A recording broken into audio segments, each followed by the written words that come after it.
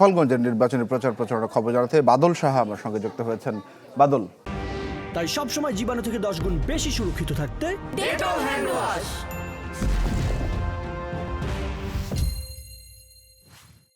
তানভীর, সকাল থেকেই কিন্তু গোপালগঞ্জ জেলার রিটার্নিং কর্মকর্তার কার্যালয়ে গোপালগঞ্জ 3 আসনের যে 30 জন প্রার্থী রয়েছে তাদের সাথে কিন্তু আলোচনায় বসেছে, যেহেতু ভোটের দিন যাতে কেন্দ্রে কোনো ধরনের কোনো অপ্রীতিকর ঘটনা না ঘটে এবং প্রার্থীদের মধ্যে যে সৌহার্দ্যপূর্ণ সম্পর্ক সেটি রেখে যাতে ভোটাররা ভোট দিতে পারেন সেই বিষয় নিয়ে কিন্তু আলোচনা চলছে।